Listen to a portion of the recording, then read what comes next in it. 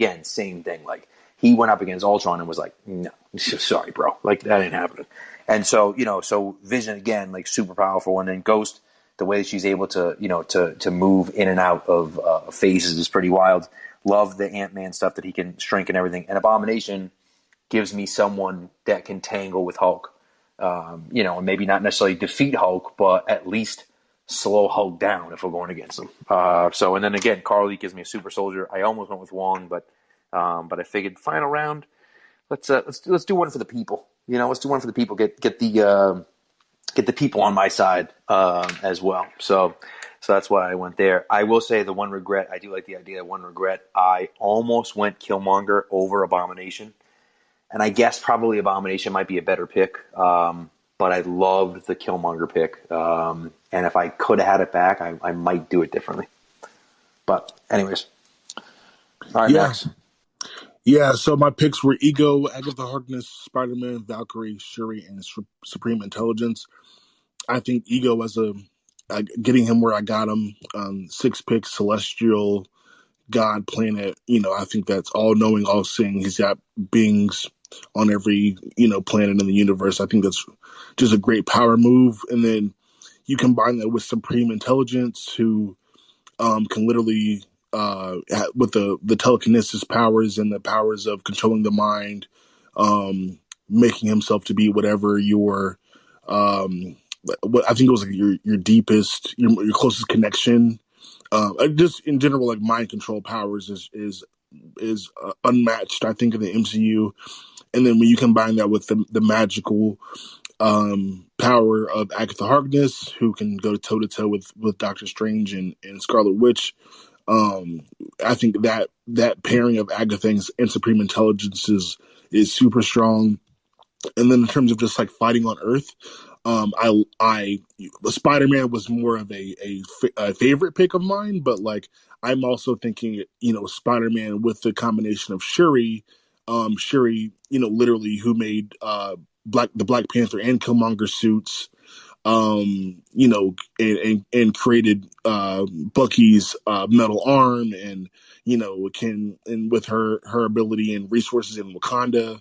Not necessarily a combat pick, but somebody who can definitely upgrade Spider-Man.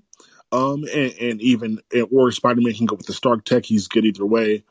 And then Valkyrie, literally a great warrior of Asgard and somebody that Thor looks up to. I think combat-wise, I'm good in terms of on Earth. And then, of course, I have the universal powers of Ego, Agatha, and Supreme Intelligence. So I like my team a lot. I don't really have any regrets, but I think it's a solid team for the 6th pick and for. All right. Well, there you go. All right. So we are up to Jeff. I'm out on Ego because I don't like deadbeat dads. Bitch ass Ego. Well, I mean, he's the deadbeatest of the dads. I mean, my goodness. I mean, he showed up eventually.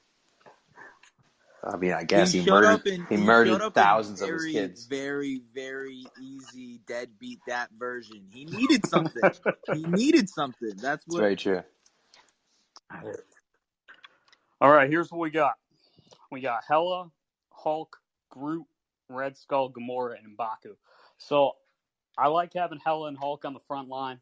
Hela took out the entire Asgard army and is a monster and destroyed Thor and Valkyrie. And it took a giant sword from Surtur at his best. And who knows, maybe she's still alive. And then we got Hulk in the second, which I like. And with his multiple iterations, I got the smarts as well, Bruce. So we got a nice combo there. Groot, he's willing to sacrifice his life for the team. And he always comes back as a smaller, funnier Groot. Red Skull, good value in the 4th, same powers as Cap.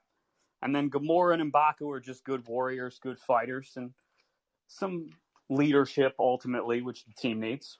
So there you go. Love it. All right, so that brings us to Josh Allen. Yes, sir. And I'll run through Josh Eppley's picks. So I went with Odin, Esson the Searcher, Heimdall, Rocket, Peter Quill, Star-Lord, and the Grandmaster. Odin, King of Asgard, he's a god for one. His powers are immense: superhuman strength, regenerative healing. He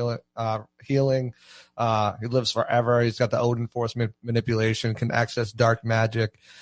He banished Hela. He stripped Thor of his powers.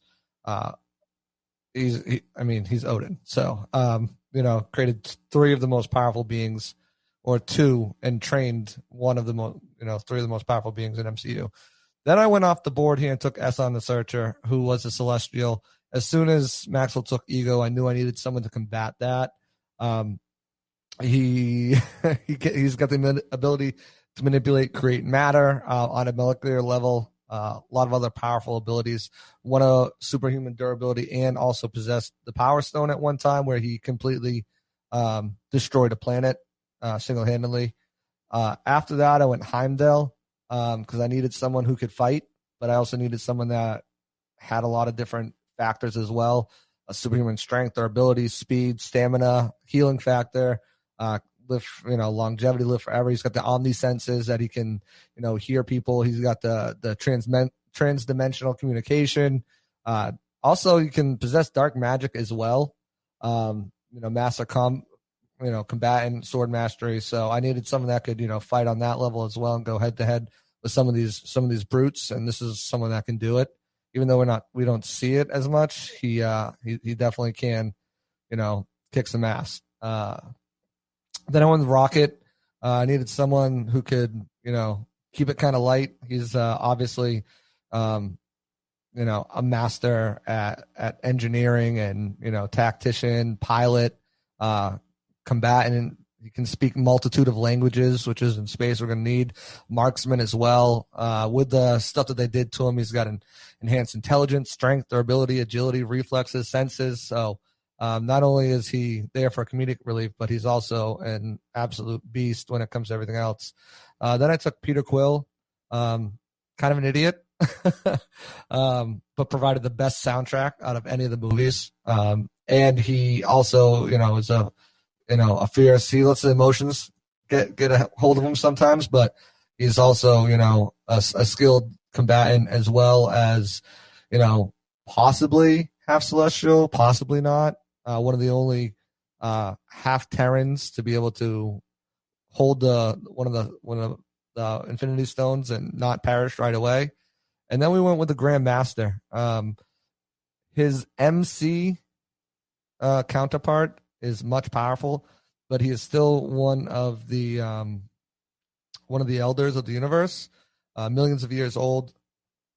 Immortality, telepathy is something that he also possesses, but also enhanced intellect, skilled at games and chances and stuff like that. So I went with guys from space because we saw how difficult it was for the Earth heroes to deal with space. But I also wanted some magic in there. I wanted some power in there.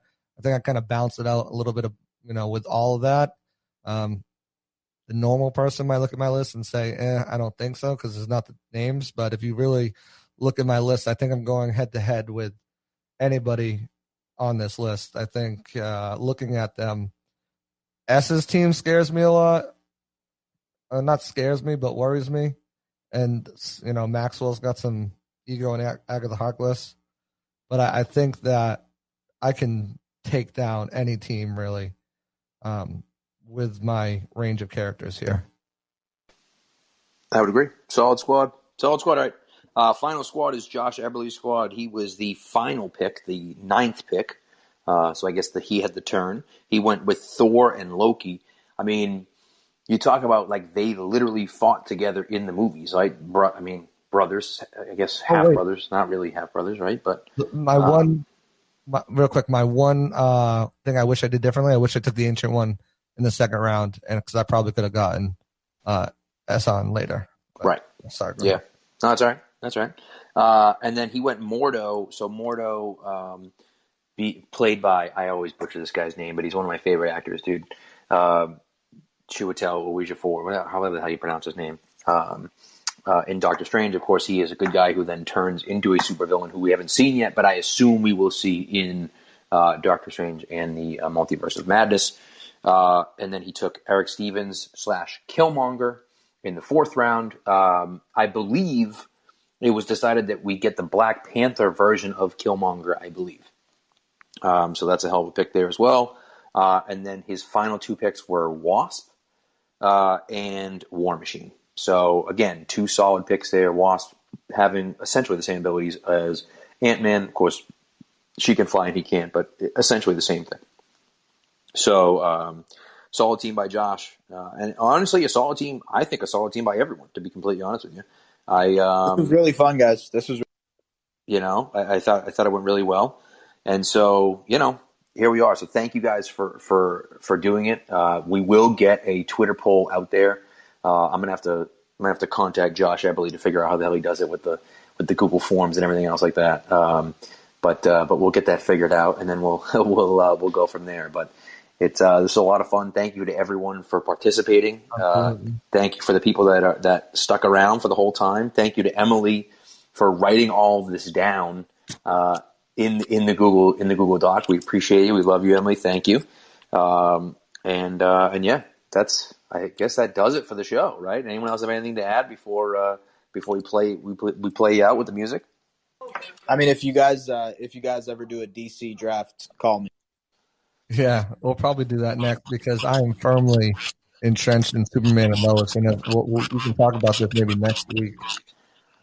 Superman. Listen, we got Superman and Lois. You got to see Invincible, John. I'm on episode 3. Wow. Oh yes, dude, yes. So those of you that haven't seen Invincible, go out and get it. See Invincible. If you don't have Amazon Prime yet, pay for Amazon Prime or do what Jeff still refuses to do, which is use a friend's code and watch through them. Okay, so you're not going to let that go, are you? I will not until you watch the damn show.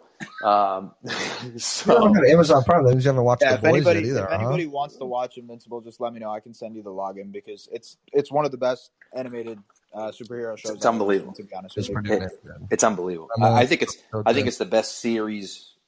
I mean, I don't know if it's the best series of the year, but it's awfully close if it's not. I agree.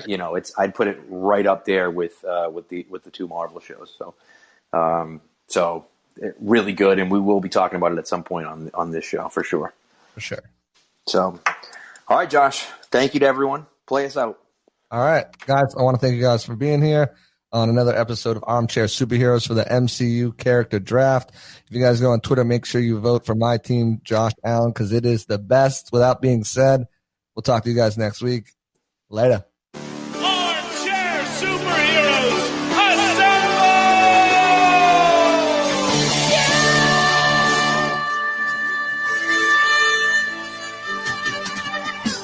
Armchair Superheroes here to save the day. Armchair Superheroes make everything okay.